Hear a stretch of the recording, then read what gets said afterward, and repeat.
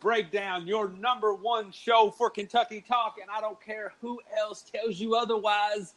They shouldn't be. I'm your host, Matthew Lyle, a.k.a. Michael Jordan of the Kentucky Talk. Everyone else is Kwame Brown, joined always by Scottie Pippen, a.k.a. Michael Buckheister. How you doing today, man? You know what? We are number one in Sellersburg and in Georgetown. So hey, keep that up. You know what? That's what we in the marketing like to put as the asterisk down at the bottom. You know, you always see those Chevy commercials, number one's truck, and then you look really, really, really small at the bottom, and it's like per a small demographic. That's all we are doing here. Exactly. How you doing today, Mike? Man, I'm doing pretty darn good. The sun's finally shining. It's not raining anymore. It's lifting up my spirits a little bit. Yeah, it's been a rough weekend. Depending on where our listeners are, I'm originally from a small town in southern Kentucky on Lake Cumberland. And if you haven't had Google the pictures, and I don't know if you're able to see them all, of a place called 76 Falls. Typically, it's a waterfall, and it's a very dangerous waterfall. People have been injured trying to jump off of it. Typically, from the land of which you would stand until the water of which the fall runs into is about 50 to 75 feet down, give or take. I didn't measure. I'm just saying what it looks like. Right. Over the last couple of weeks of rain, people are now kayaking off of this fall because the water is up so high that the aforementioned land to water distance is now about 3 feet. There you go. There is a side-by-side picture I seen of a houseboat, a grown houseboat underneath the waterfall, and it still looked like it was about 50 feet from top of the houseboat to land.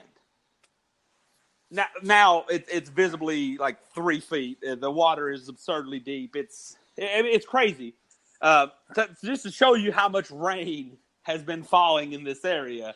So it's 25 degrees out. Feels like 14, as the kids like to say, but it's not raining. Yeah. That's all you can ask for. And I heard some crazy fact, like it has we're almost March here. March is Friday, actually. It has rained 95% of the days in 2019. Just keep that in mind. You know, that seems like one of those stats that is crazy enough to be real. Like I feel like you're pulling my leg. I feel like you're BSing me with that. No, but I feel like I watched it on WLKY. I could see that. Like I said, it just feels like one of those stats that is crazy enough to be real. Right. So here we are, Mike.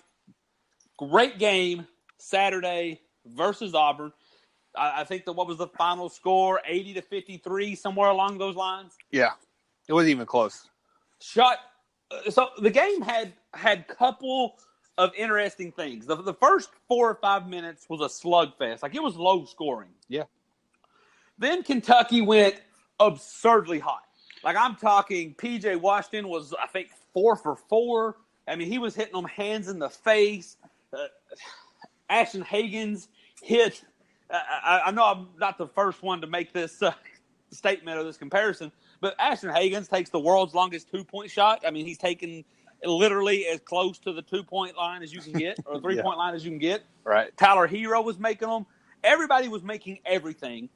We then went cold, which I use that term sparingly because we didn't go cold. We just didn't continue the hot streak, and they came back a little bit. They cut it down to 10. And then we were done. We were gone. We were start to finish. We ended up winning by almost 30. It was a great game for me. But then I have to propose the question to you, Mike, before we get to your thoughts on the game. And I mean most of this playfully, but I have to wonder if there's some seriousness to this.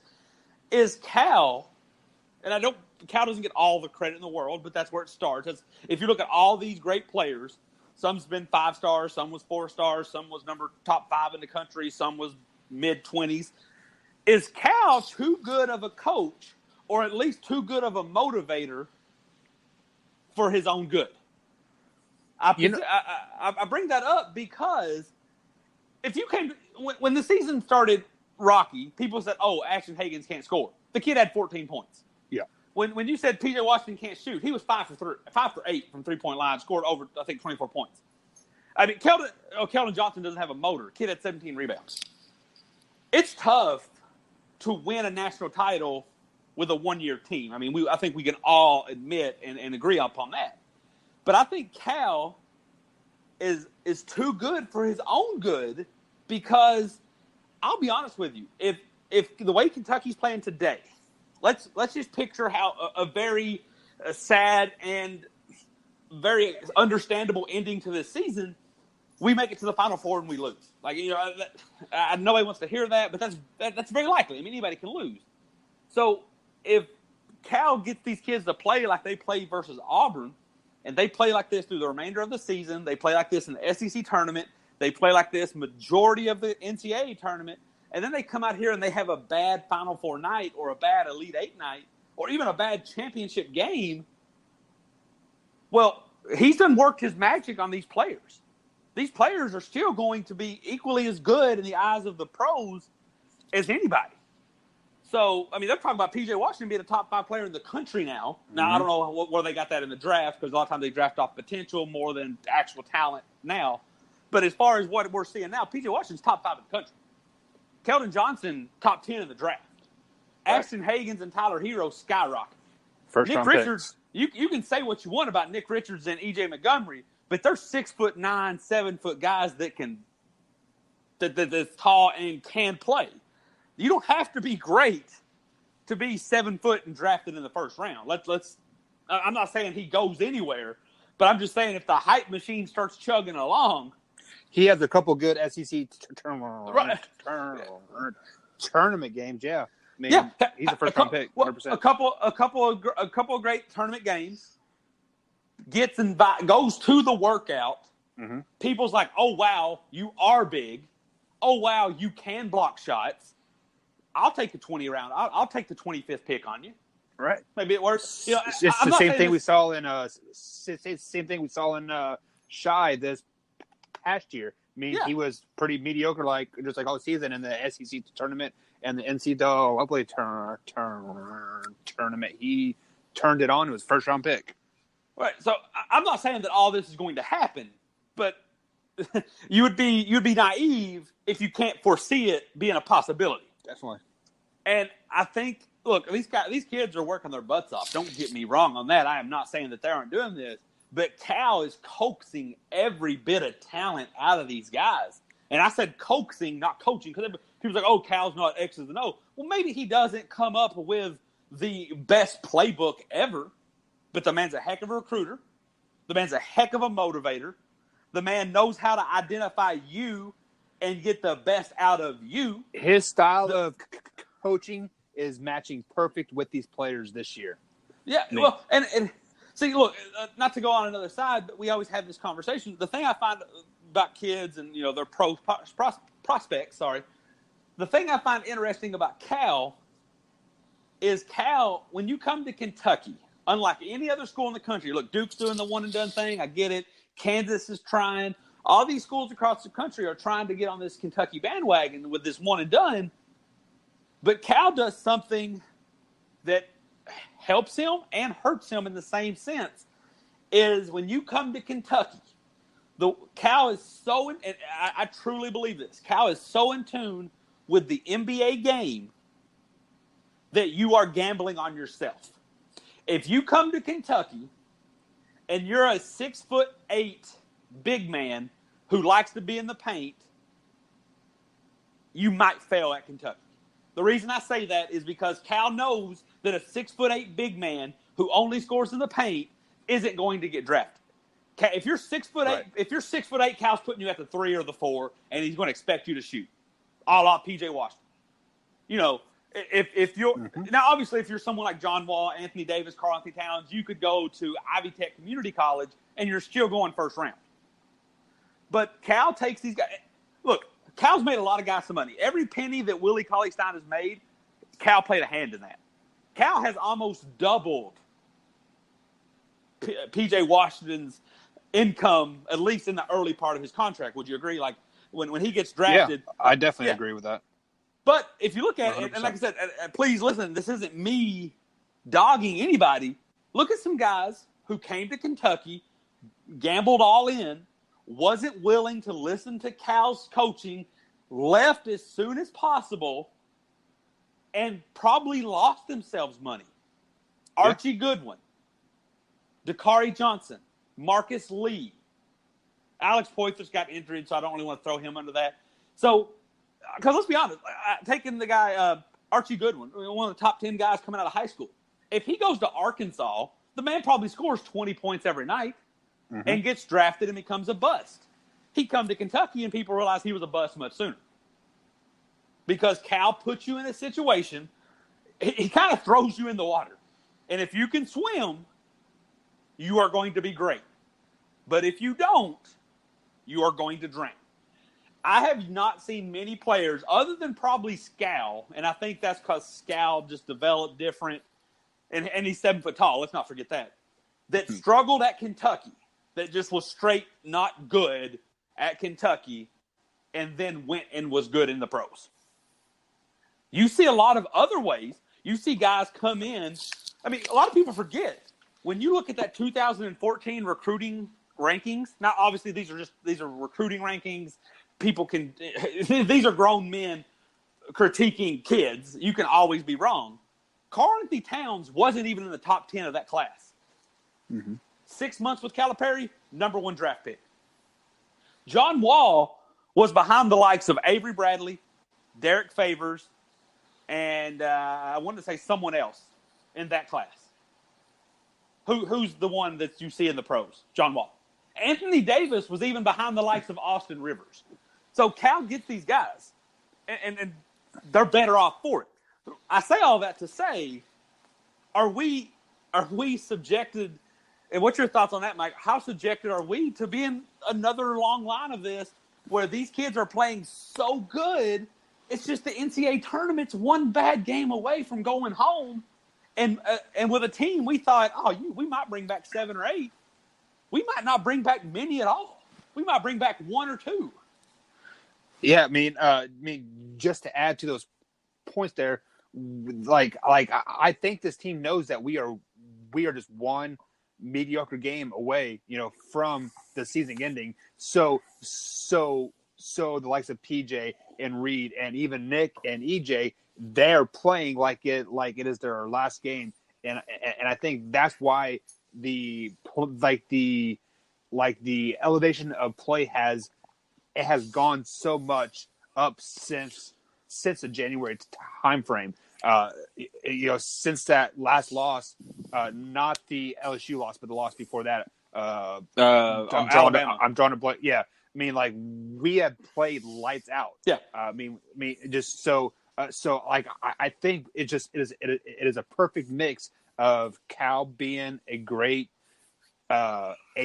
teacher of how to elevate your game, and these kids knowing that they want to elevate their game and make it to the higher level. It is just a perfect storm happening right now. And just to add to your list of amazing players that you just list, we have been kind of dogging Tyler Hero all year, but he has not had a game since November that he has not scored double-digit points, minus the Kansas game.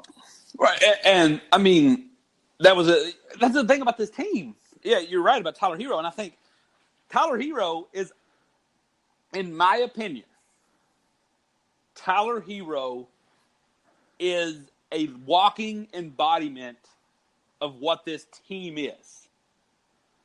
Didn't initially look good on paper. Let's be honest, and I don't want to say this, but let's be, the kid wasn't a McDonald's All-American. He comes in. To be honest, I've been on him all year. Tyler, you need to step up. Let's be honest. Let's be honest. When Tyler Hero committed to Kentucky, there was some things about him, and I'll let the listeners draw their own conclusion, that made people think he's a 3 or 4 year guy. Whatever it is, you know what I'm saying, Mike? There was things about Tyler Hero that made people say, he's going to be the next Grayson Allen. He's going to be the next 4-year player for Kentucky. But and then when he came out, people was like, "Oh my God, he's great. He's amazing." When he went to Bahamas, oh my Lord, they are the same thing with Kentucky's team. When this team got compiled together, people looked at it and said, "There's no Zion Williams, there's no Bobo, there's no Romeo Langford. This team's not gonna be that good." Then we went to the Bahamas, much like Tyler Hero. We was like, "Oh my Lord, this team 40-0, greatest thing ever." Right. Then, much like Tyler Hero, both of us, Kentucky and Tyler Hero, came out the gate struggling, bad. But what have I said for about the last 2 months, Mike? Cherish, love, hold, enjoy this team as long as possible, because national championship or no national championship, you're going to look back on this in 5 years and be like, man, that 19 team was good. Right. And I don't be surprised if that's Tyler Hero too, that in 3 years, when Tyler Hero's in the NBA for his second year, when he was a one and done, and you see him being the next Klay Thompson, if you're like, man, that kid was good. Don't let this slip away from you, because I'm telling you, Mike, we're at the point where either, as a fan base, you have to get on one or two buses. You have to get on one or two trains. Are you getting on the train that I want all these kids to come back? Because if you're getting on that train, then you need us to lose every game for the rest of the year. That's not going to happen. You're going to need us to lose 3 of the next 4. You're going to need us to lose in the first round of the SEC tournament, and you're going to need us to get upset in the first round. Like, if that's the train. If you're on the national championship train, you need to just enjoy it, because what it's going to take to win a national championship, and we definitely have it, is Ashton Hagans being a defensive nightmare, which if we win a national championship, he's gone. I'm just saying. I'm not saying that this is a foregone conclusion, that it's guaranteed. But when you sit down and you draw a blueprint of what it's going to take for Kentucky to go to get a 1 seed, to win the SEC tournament, I guess you'd flip those, and then win a national title, you're going to have Ashton Hagans play lockdown defense. That's going to pretty much guarantee he goes in the first round. You're going to need Tyler Hero to start hitting buckets like crazy. That would make him a first-round pick. You're going to need Keldon Johnson to play like the man possessed we know he can. That would pretty much guarantee him a top 10 pick. And then you're going to need P.J. Washington to play like we've seen over the last month. That would pretty much guarantee him a lottery pick. So there's really only 1 or 2 trains you can get on, and you can't be on both. It's I want all these kids to come back, and then you just need to shut the season down now. Mm-hmm. Or I need a national title, but you also need to come to terms that the run that would entail, we would pretty much lose all of our starters, and the NBA would flirt really hard with E.J. Montgomery and Nick Richards. Like, let's just be honest on what this is. So, yeah, I mean, I am definitely on that national championship train, because if you look at this roster that we have right now, we probably easily have 2 players in the top, I would say, 8 Kentucky players of like all time. Meaning P.J. Washington and Tyler Hero. They're probably in your top 8 of Calipari's players of like all time. So this is a very, very good roster. I would even far as say it's great as of right now. So let's look at some of the if we will, because, and let's be honest, to the people listening, and you like, oh, I want to hear more of the Auburn game. There really wasn't much to hear. We shot great. Yeah. We shot great. Then we shot not great. I don't want to say we shot bad, but in the first half, we went from shooting great to not shooting great. And then at halftime, Cal said, hey, knock it off. It's not who we are. Let me break the game down for you here. Just a quick stat. We were down. Go ahead. We took 17 3-pointers in the first half, took 7 in the second half. I mean, that's Cal saying, hey, that's not who we are. You are good at it now. And let me be honest, if we can hit 10 3-pointers in a game, we will dominate the entire tournament. That's a fact. But that's not who we are. Like, that's plus, that's a cherry on top. But props to Cal, and I'll let you get to your breakdown. Props to Cal to identifying, yes, we shot amazing in the first half, but let's not fall in love with it, because that's how we lose. Mm-hmm. That's how we go to Knoxville and lose. So let's not play Auburn. Let's play ourselves. Let's contend against us. And I don't want you guys shooting 17 3-pointers a half. That's not who we are. But I'll go ahead. Yeah, I mean, like, this is the basic breakdown of the game that anybody needs to know. We were down 6-2, and then we go on a 10-2 run. Then we kind of flirt back and forth, and then we go on a 16-2 run, and then we flirt back and forth they make a tad run, and then we end the half with a 14-2 run. What else do you need to know? Yeah, I mean, that's the game in a shell right there. And we're getting to the point, and this is when I think, it's going to sound silly, but Mike, when you're watching like an action movie or a war movie or just a big old just a huge movie, right? And there's always that point in the movie where there's like a 5-minute conversation where maybe the hero or the protagonist is with their loved ones out on a sunny day because they know that big war is looming. It's just it's almost like the movie's way of saying, okay, get caught up. You saw a lot going on the last hour, and the next hour is about to be crazy. Take this 5 minutes to appreciate what this character has to lose. Fans, that's what this is. We've had a rough first movie. Y'all seen Avengers Infinity War? When that movie started out and Thanos was tearing up that ship, that was Duke. That was what that was. That was that. Like, I don't need you to know. That was that. We've had a rough go the first 2 months. Then we caught hot. Now is that time in the movie where the character's starting to make that turn. This is that time period where you're not going to be sold or lost on this team. Whatever you think of this team isn't going to change even in Knoxville. Because I think this team's a national championship team. A 10-point loss in Knoxville is not going to change that. Right. A 4-point loss versus Arkansas isn't going to change that. So I'm just about enjoying this team, thinking about ways that we can finish this great. I mean, obviously, I run the best possible scenario, what I would love to see our tournament run look through. But this isn't really as much about, okay, how do they do versus Auburn zone or what's their plan versus Arkansas's length. This is more of enjoy this team. Just soak it in because the season's rapidly ending. Tournament will be here soon. And I still am on the wagon that whether we're a 1 seed or a 2 seed, we will be in Louisville. This is setting up for a great run. Enjoy it. Soak that in. So speaking of the Knoxville game, I mean, like, I know we are trying to jump ahead, and I always tell fan to pump the brakes, but I'm going to look ahead because I can. If we go into Knoxville and we beat them in Knoxville minus Reed Travis, I expect nothing less than a national championship. Now, if we lose in Knoxville, my expectations are still high. Elite 8, Final 4, but I'm not expecting that national championship. Yes, it's still there in like in reach, but I'm not expecting it. See, I'm going to say you should expect it because the Final 4 and no tournament bracket is anywhere near Knoxville.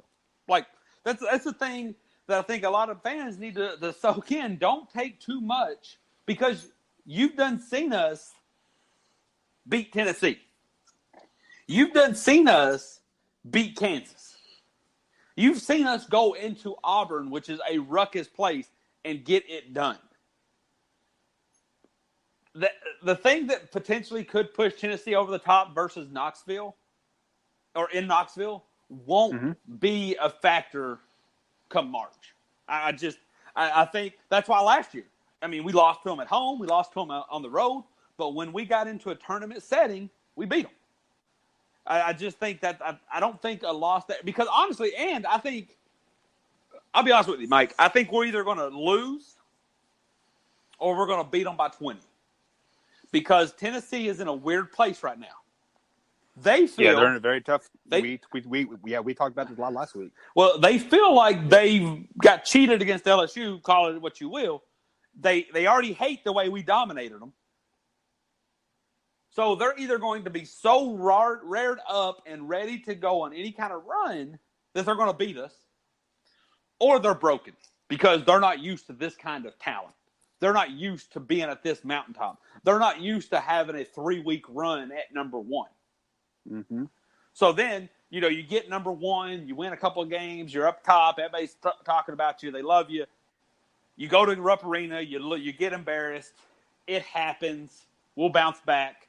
You lose to LSU, probably the second only decent team you face in conference play. And now it's kind of a make or break moment. And I'll be honest with you, I think if we come out and punch them in the mouth at Tennessee, and like I'm talking about, like it was sustainable, like halfway through the second quarter or second half, we're up double digits. Don't be surprised if they break, if they're just done, if they just realize. You won't see it. It won't be something huge. It won't be Grant Williams or Admiral Schofield crying. It won't be anything. It won't be Rick Barnes leaving the stadium. It'll just be something minor. It'll be a bad shot. It'll be a lack of a hustle play. It'll be a missed layup by one of their great bigs. And then you'll just see them fall apart. And then they'll lose probably another 2 games. And they'll lose early in the SEC tournament. And then they'll lose in the Sweet 16. And then they're done. Like that's why I think this game to them is the most important game of the season. I know we're ahead for us and them. That's their season. But for us, I still think there's nothing that can happen non-injury related. Now, if somebody gets hurt, that'll change everything. But non-injury related, there's nothing I can see in the rest of February or the first week of March that's going to make me say, I don't think we can win the title. I see what you're saying. Yeah. All right. So, let's peek ahead a little bit. We can bounce back what we think with this Kentucky team. Arkansas. Thoughts, concerns? I mean, I don't have a lot of concerns, but when you go into a game with like zero concerns, that's how when you kind of start. Yeah, that's kind of when you start to overlook things a little bit, and I guess that would be my biggest concern. Is that we are looking ahead to Saturday, just like we as fans are. So it is going to kind of be one of those dog day games, and hopefully we pull it out and we win. But like I'm just going to kind of see a game where like we as fans kind of just sit back and be like, man, like are we ever going to start playing well? I mean, like that's my biggest fear about this game. It just we're overlooking it. It's a Tuesday game. It is just this game. Yeah, I look at that Arkansas game. I look at the rest of the schedule, and I don't know if we're looking forward to Tennessee because I don't know. I think we're just as fans. We're ready for the big steak. I mean, we've been nibbling on these appetizers. We're ready for the tournament. As players, Cal's got them going in a direction. You said this earlier. Cal's got them going in a direction I've not seen. So before we get to our predictions on Arkansas, there is something I wanted to talk about a little bit with a statement you made earlier, that this might be one of Cal's greatest teams at Kentucky.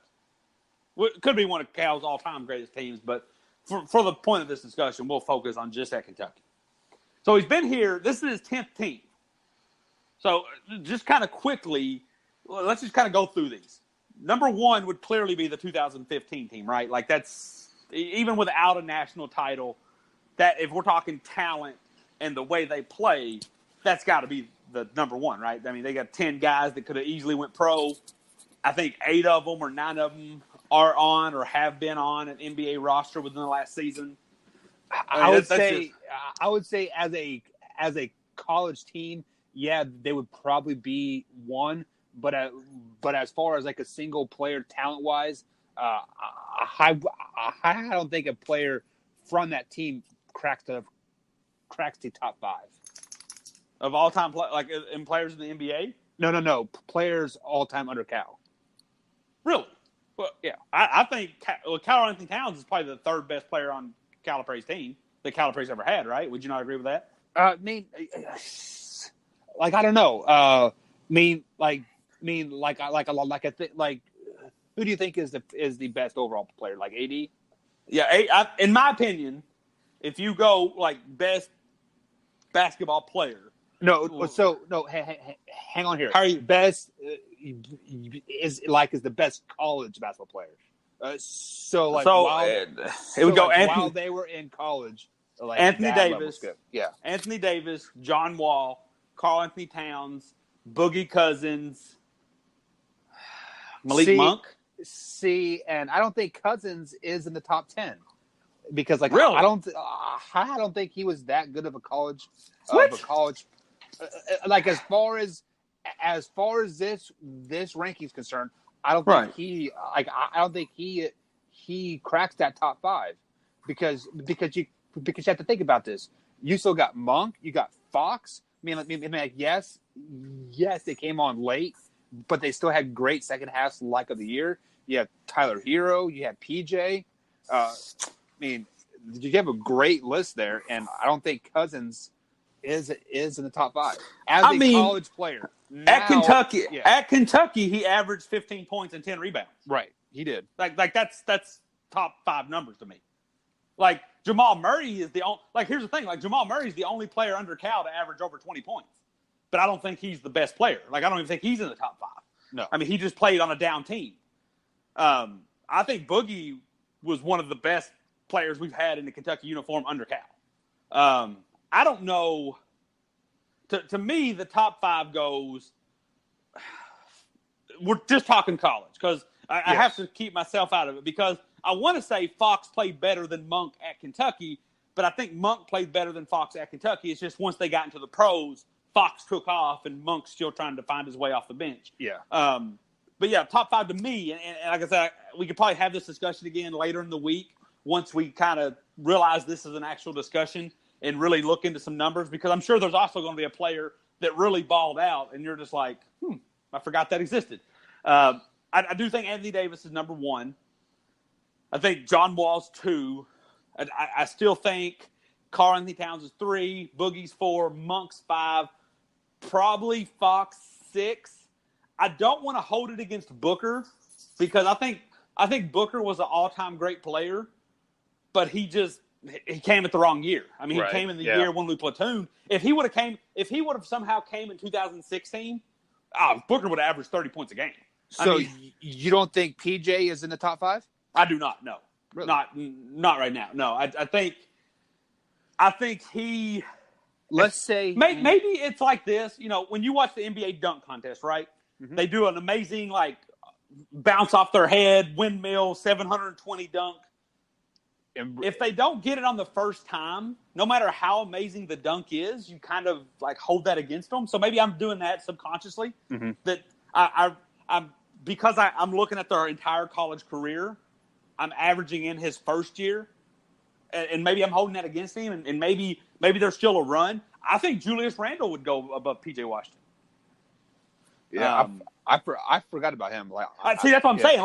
You forget how many good kids that Cal has had, and then you just start looking, and then you're like, oh, I forgot about that, or sorry, another thing you forget because it's been so long. Shoot, man, Cal's been here 10 years. Mm-hmm. That Brandon Knight had a really good career at Kentucky.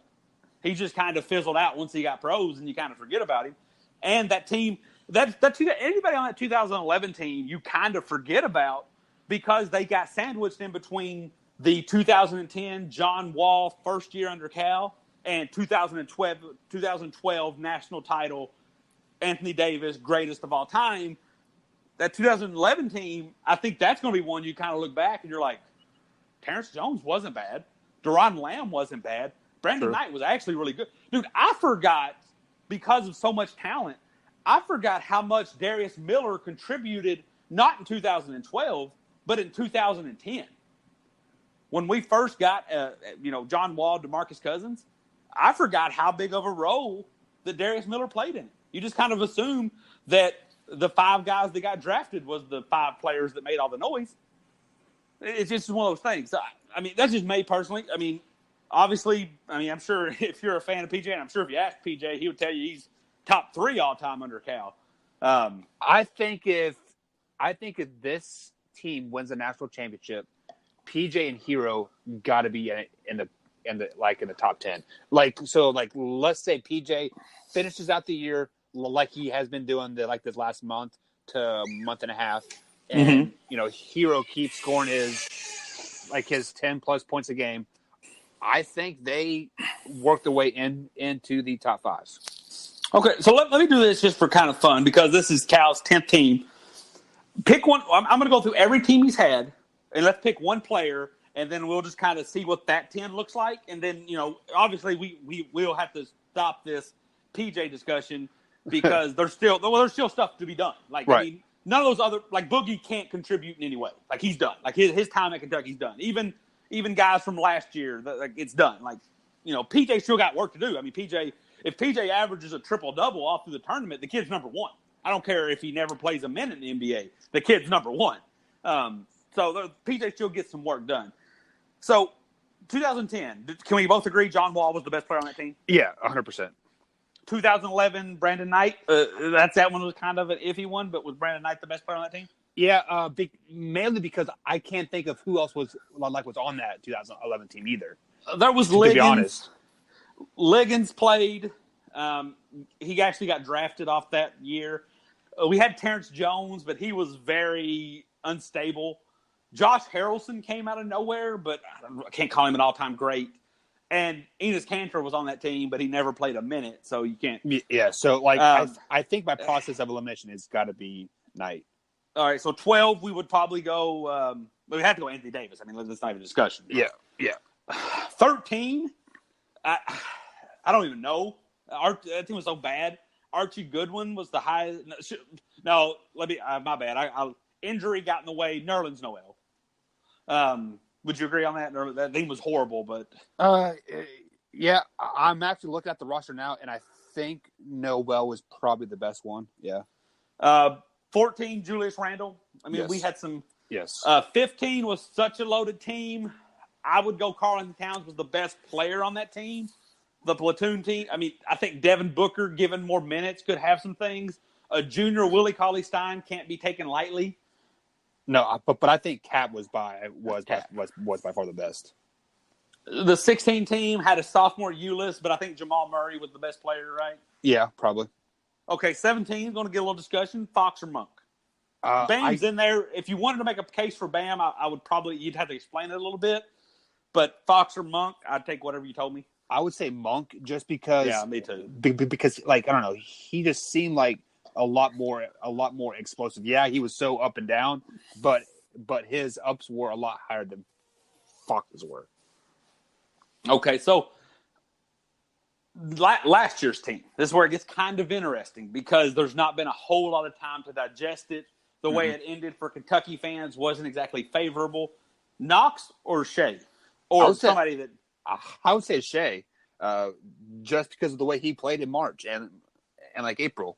And Knox kind of fell off to the wayside a tad bit. I don't know if he got tired or fatigued or he just wasn't that good. But I think Shea was better. I'm going to agree with you on that. Knox was clearly the most talented, but he disappeared a lot. Yeah. I felt Shea was the person, even though Shea's 6'7", but because he's playing point guard, because he really couldn't shoot, because he was the least recruited guy that we had on that team. And once we got Knox, everybody just assumed he wouldn't play. As weird as this sounds, I felt like fans kind of felt like they were Shea. Every time in their life that they've went in and they've been undersized or underqualified or underexpected, whatever, that everybody could relate to Shea. Almost like 2013 when Jared Polson got to play, except we were actually good. Except Shea was actually, he actually made his way to the NBA, and you're like, right. Wow, you went from barely recruited to the NBA in 1 year. And props to everybody involved. Shea and Cal both. I feel like that worked great. And then this year, is PJ best player on this team, right? Yeah, 100%. So, and the reason I did that too is, I wanted to build a baseline, and it's kind of cool. I think it's kind of a fun thing to do. Cal's had such great teams, and for him to be at the 10th year, is kind of a fun thing to do. But let's now take all those guys out. What does our top 3 look like all time under Cal at Kentucky without any of those 10? Without any of those 10, wow. Is it my opinion right now would be Boogie, Fox, Booker, with Tyler Herro currently on the outside looking in? Mm-hmm. Thoughts? I would have to go Fox, as well. Cousins, I mean, yeah, I think you have to put him in the discussion, kind of like a 3A, 3B type of thing, tied with Herro. As far as the second place, I'm going to have to go with Booker, I think. Right. I mean, you could probably give I know you said 3A, 3B. If you really wanted to add a 3C, because I think if Tyler Herro, and I'm not saying he's doing this, I think Tyler Herro is in a weird place because depending on how his career at Kentucky goes, I mean, even when this discussion with PJ, it's all but assumed he only has 10 games left at max. Yep. I mean, that's just, or 12 maybe. Like that. Tyler Herro is a little different though, because I could see a whole nother season. And I think if Tyler Herro wins a national title, even plays great, and goes pro this year, he will scratch the top 10, in my opinion. Now I have to go back and look, but if he wins, if he finishes this year as he is, and then comes back next year, I think next year he could have the type of year, just as being a sophomore, just the way that he is, that you put him up there not only in the top 5 under Cal of all time. Ooh, that's a bold statement. I do. I think if he can come back, because it's so weird to say that. It's so weird to say right now he's not in the top 10 under Cal, and then give him one more entire year, yeah, he's top 5 all time. But I just think that's the kind of kid he is. Now we're taking any negative variable out of it, any injury concerns, anything like that. Just if he keeps playing like he seems to be playing, if he keeps capitalizing on what he does, I think he's, everybody's already started comparing him to Rex Chapman. I think you got to put him up there with the Jamal Mashfords, with the Anthony Davises, with the old dudes, the Jack Givens. You just, especially if he wins one title in 2 years, it doesn't matter. In the case we're discussing with him, it doesn't have to come this year. But if he wins one title and stays 2 years and plays kind of to his potential, I think you have to. And I think if he were to come back next year, he would kind of be in like a funk, like kind of like a slump, kind of like that sophomore slump. But he's not a sophomore. You know what I'm saying? But he would be a sophomore if he came back next year. Well, yeah, right. Just because the expectations are so high, and if he doesn't meet those expectations early and like often, I think it would mess kind of with the psyche a tad bit, and it would make him not perform as well. Like he'll be starting to press a little bit more. So I get what you're saying, and I can give you that. I will afford you that mindset, because you wouldn't be wrong that that's happened. I mean, that happens. That's life, right? The only reason I would say caution a little bit on this is I feel like that's Tyler Herro's life.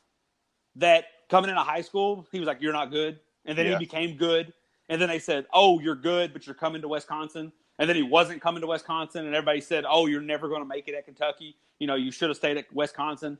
And then he went to the Bahamas and dominated. And then he looked really bad the first 10 games of the season. And everybody's like, "Oh, you're overrated. This is why you should have went to Wisconsin. This is why you weren't a McDonald's All-American." Yeah. And then now look what he does. I mean, I'm not saying you're wrong at all. I'm just saying Tyler Herro seems to be built different. And one thing I will say,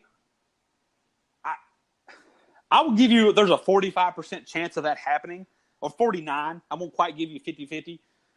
But one thing I think will bring that down, or could influx that number one way or the other, which of his friends come back with him. True. If everybody on this team goes pro but Herro, I'm with you.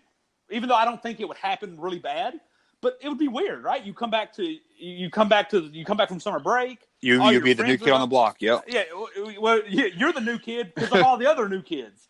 But because, like, and let's be real, these kids are so busy, he don't really hang out with Mark from economic class or Stacy from algebra. He hangs out with the kids on the Kentucky team. Yeah. So it's not like I doubt he might, but I don't think he has too many close friends that aren't associated with the team. But if for some reason if everybody but Keldon and PJ comes back, I think he's fine because he comes back and he's real close with Higgins. Him and Nick and all these guys would be friends, and I think it'd be fine. But yeah, they have their secret handshake happening. Yeah, right. I'll give you that, but I'll also give you that.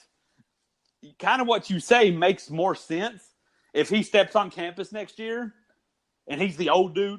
If all these young kids that he don't know on the team, he walks into the Kentucky's first practice, and it's a bunch of young, silly 18-year-old kids talking about some game he doesn't even know exists.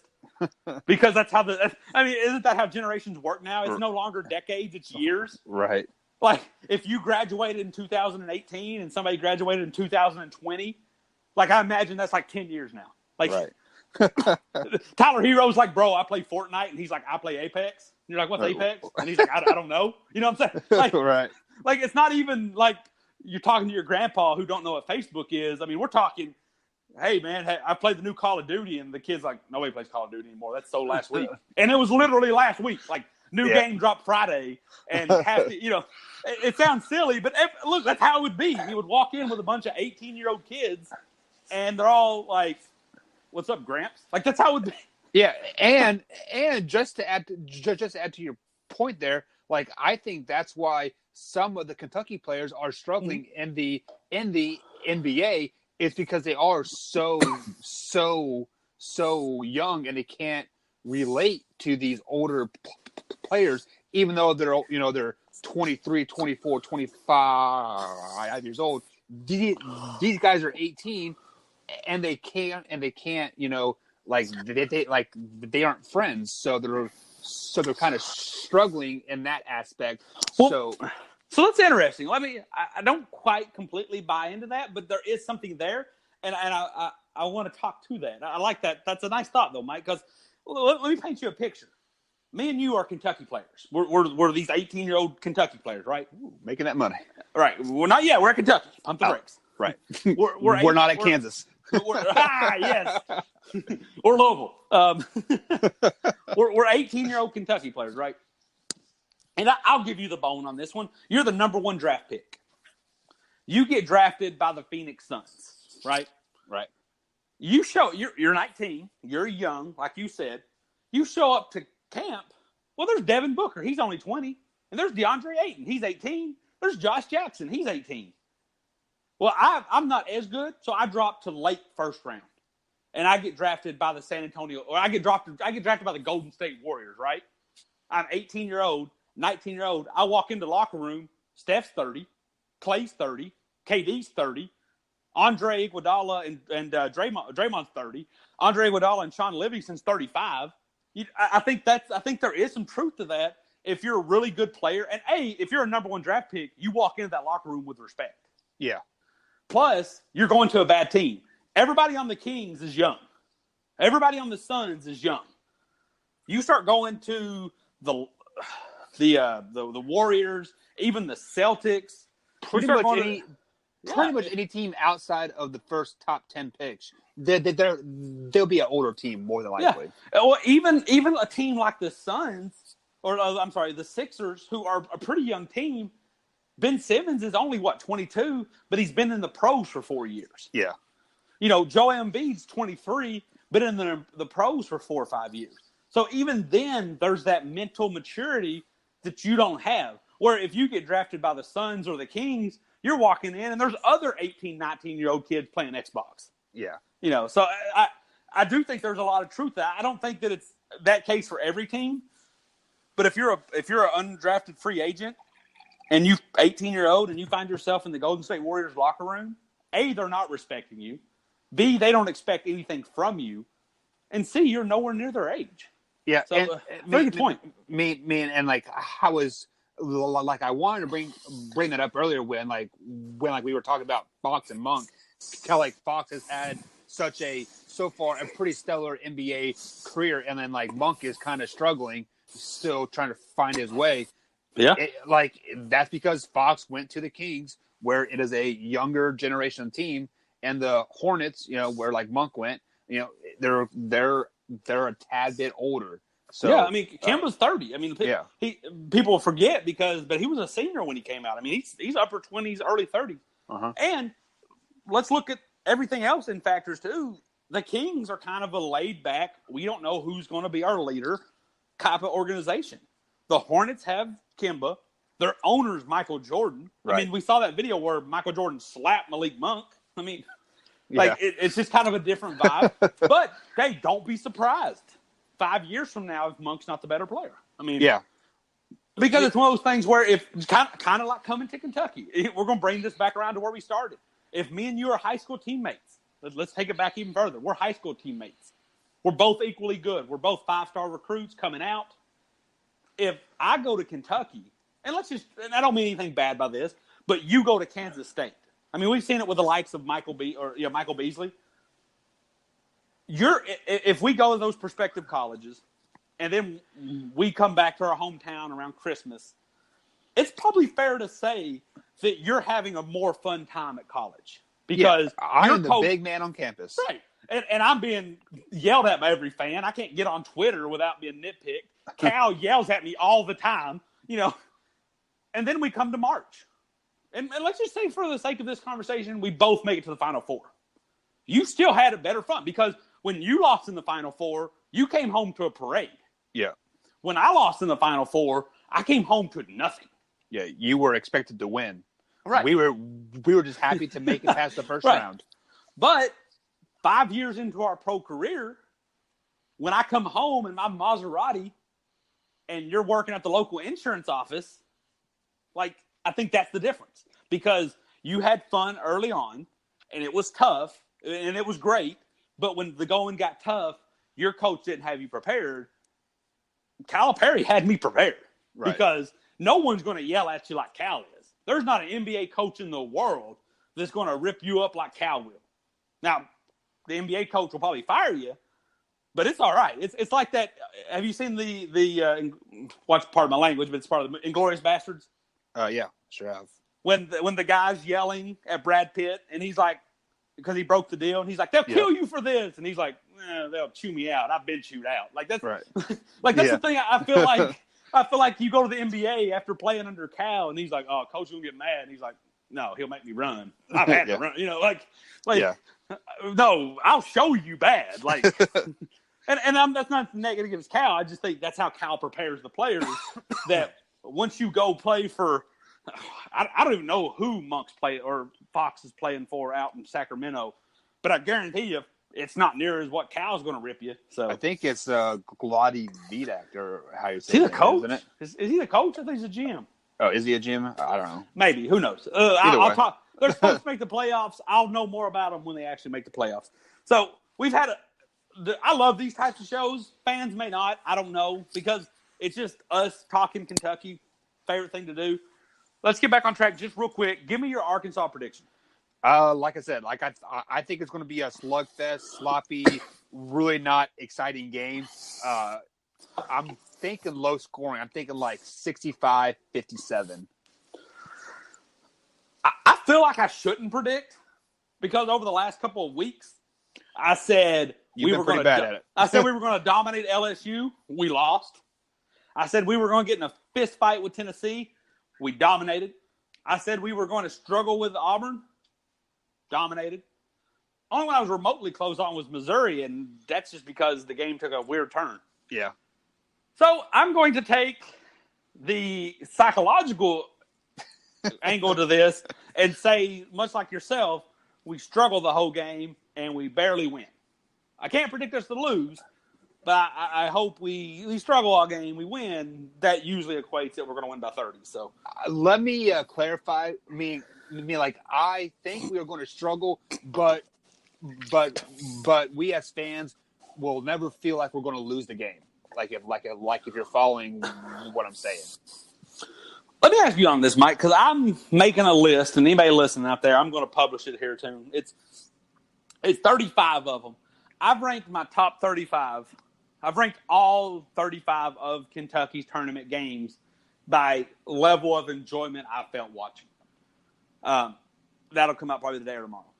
But it's funny you say that, Mike, because certain games you never feel like you can lose, even when you're losing. Like Arkansas, even LSU, Missouri. Like you don't even feel like you're going to lose, even when you're losing. Yeah.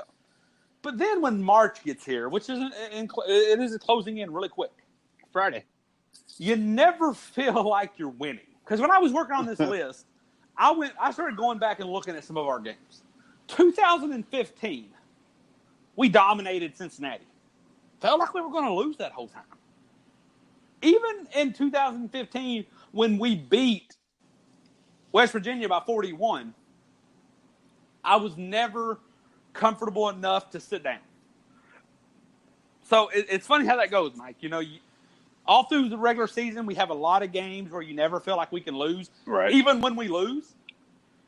But for some reason, once March gets here, I don't ever feel like we have them won until the clock hits zero. Maybe it's because of what like the month means. Mean it's March and you lose and you go home. So you definitely don't ever want to be in that situation. So it makes it that more enjoyable, I guess, maybe, but much more nerve wracking at the same time.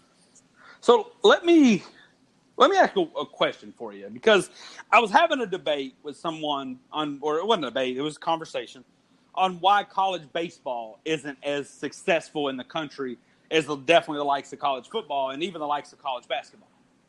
And so I got to thinking too about, and very seldom in college basketball does the best team win the title. But I hate to say it, but if you go find the best team that college year, 9 times out of 10, they won't be the champion on paper, or they won't be the team that actually won the title. So big college basketball fans, me and you, even you have 2 alliances, but you're a huge March Madness fan. Would it take anything away from it, or given your love for Kentucky or even K-State, would it add to it? Because we've talked before that everybody wants to see the upsets in the first 2 rounds. Everybody wants to see UMBC beat Virginia in the first round. They just don't want to see them in their Final Four. Would you still be as hyped and enjoy March Madness as much if, say, the first 2 rounds were single elimination, and then maybe the second Sweet 16 and Elite 8 was like double elimination, kind of like college baseball does do, where if you lose, you have to go face the loser, and it's kind of like that. Right. And then in the Final Four was best 2 out of 3. Because it's basketball, you can play back-to-back. Yeah. I don't know if college kids would enjoy that particularly, but it's not like football where you would have – it's basketball. You could do a back-to-back. Would that still be enjoyable for you? Even like if it would be longer. It would take probably definitely the whole month of March. But would it be more enjoyable? Because when we finally get to the Final Four, we're going to get better basketball. Or would it take something away from you if that's the approach we took? I think it would take away from the excitement because this is the only sport where you're kind of where like you could have one, like you could put together four great games and be, the top 8 teams in the country. And just like, I just think that just adds to the excitement of like everything.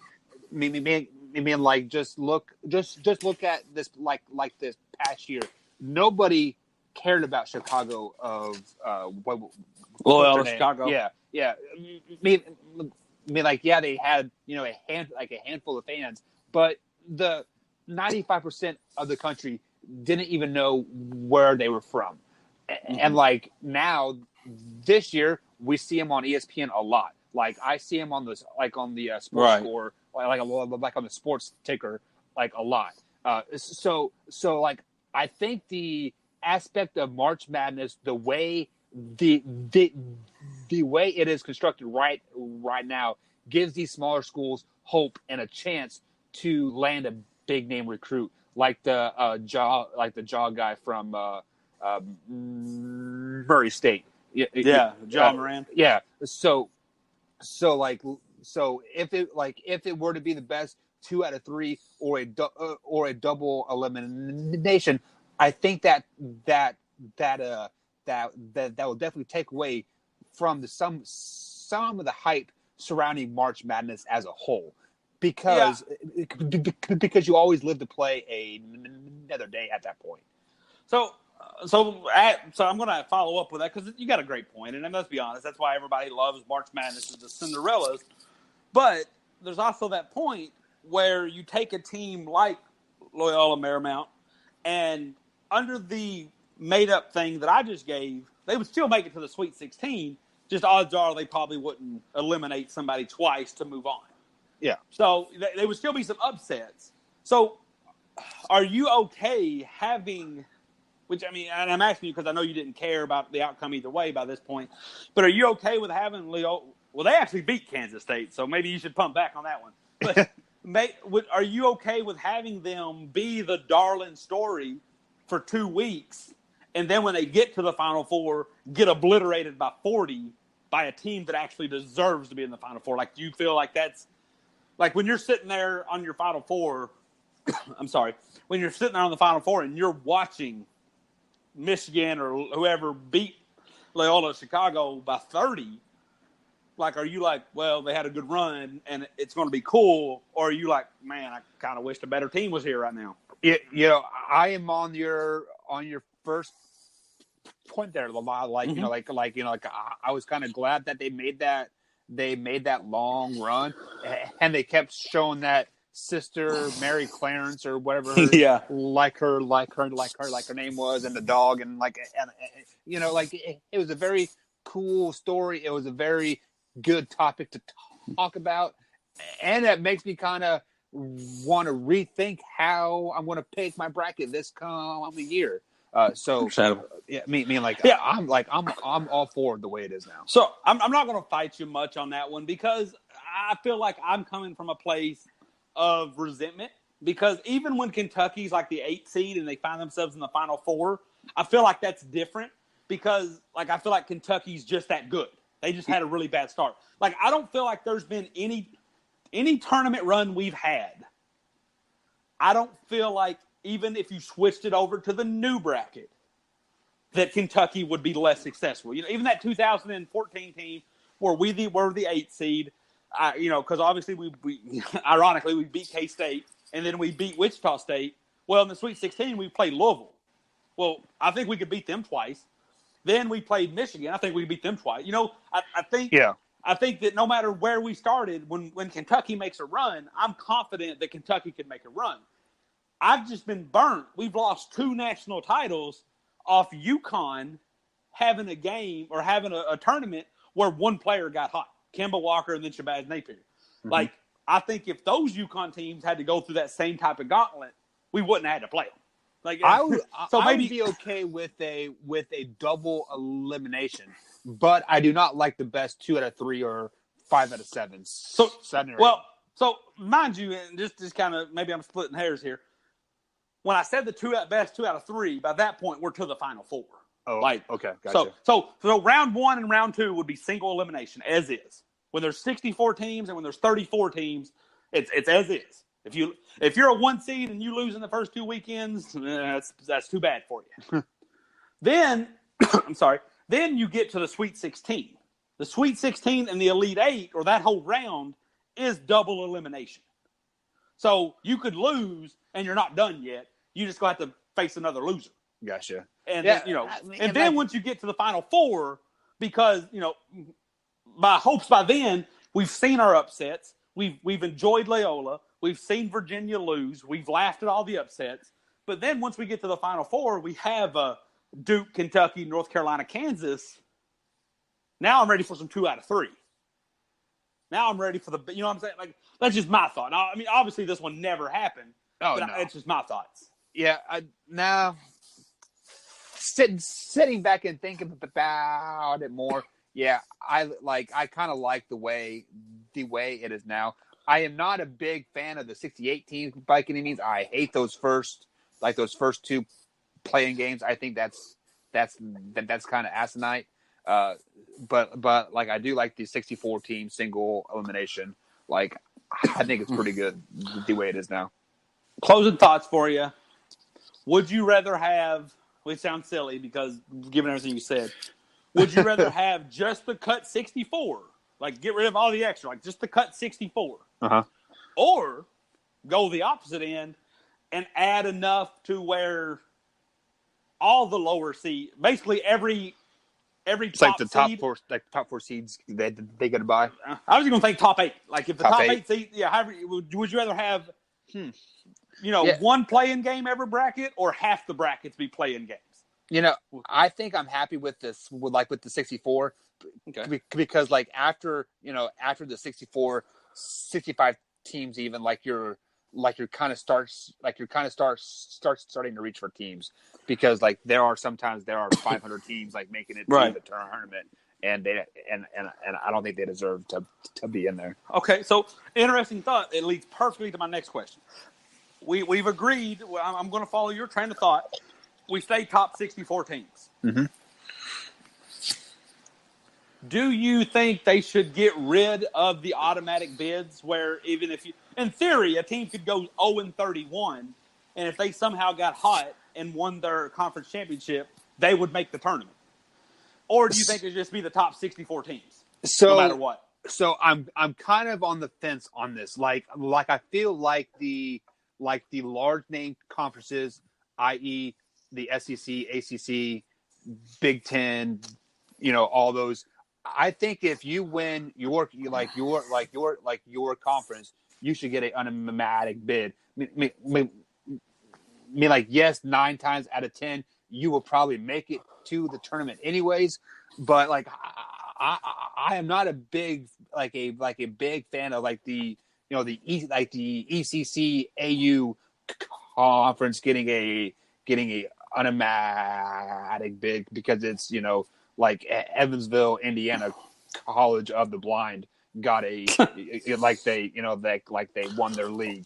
I mean, like, right.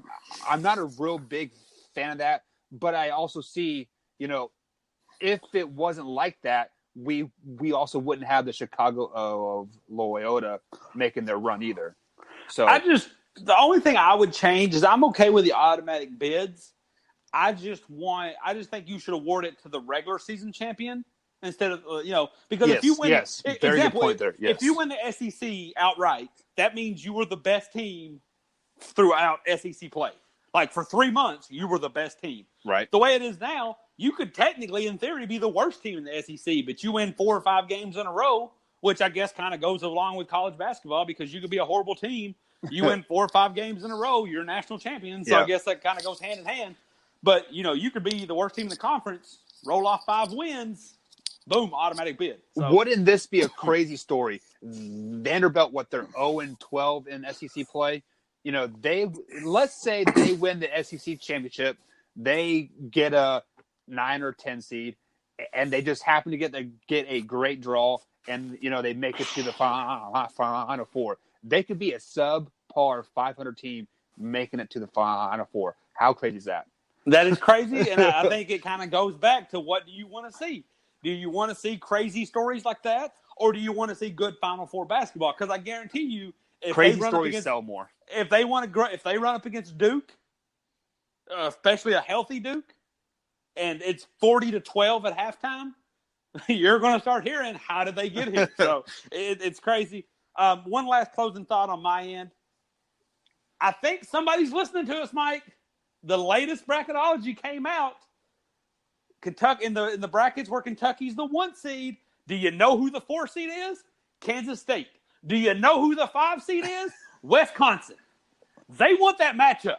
Yeah, they do. I spoke it. Somebody from the ESPN said, "Hey, this kid's making a lot of sense." Hero versus Wisconsin would be an amazing matchup. K-State versus P.J. Washington would be an amazing rematch. Plus, I'm pretty sure Kentucky fans still hate Wisconsin for 2015.